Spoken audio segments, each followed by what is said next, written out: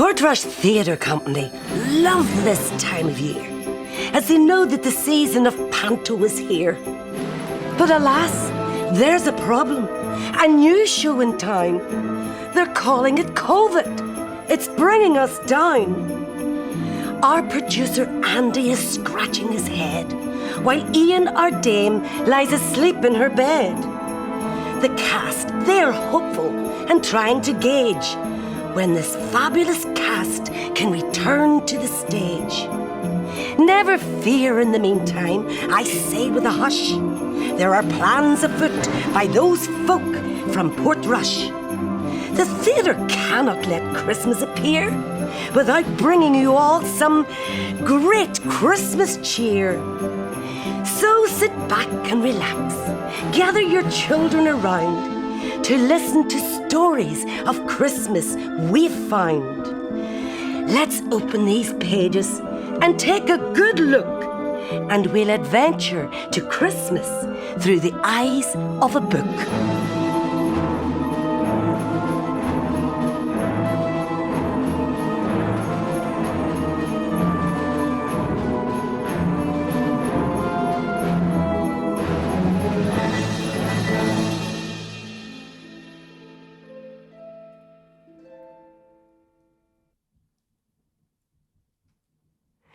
Good evening, boys and girls.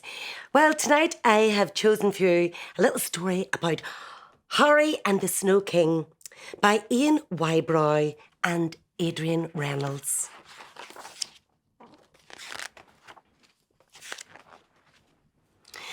When the snow came, you had to look for it.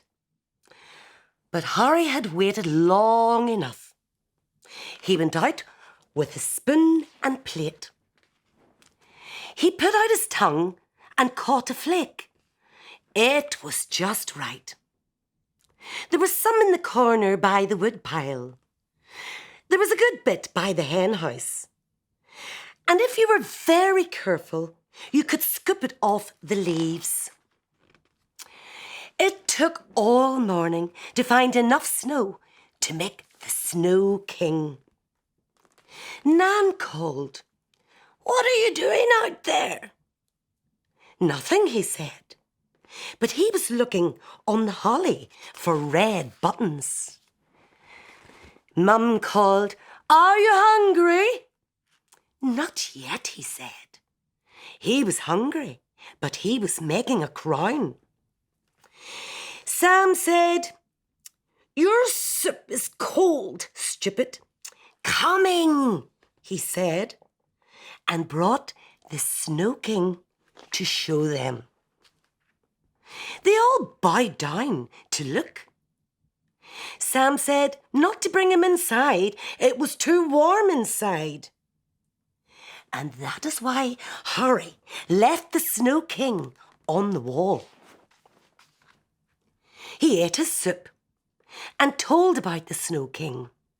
Sam said big snowmen were better, and he was stupid not to have waited. That was why Harry threw his bed at Sam. Nan took him down to his room to settle down. Later, the Snow King was not on the wall. "You just give him back," Harry said. But Sam had been watching TV all the time. The Snow King was nowhere in the yard.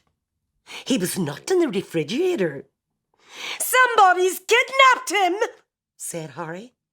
He wanted to call the police, but Mum said better not to bother them.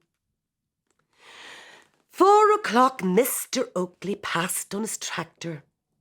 Harry said about his Snow King being kidnapped. Mr. Oakley looked up at the sky. He said not to give up hope.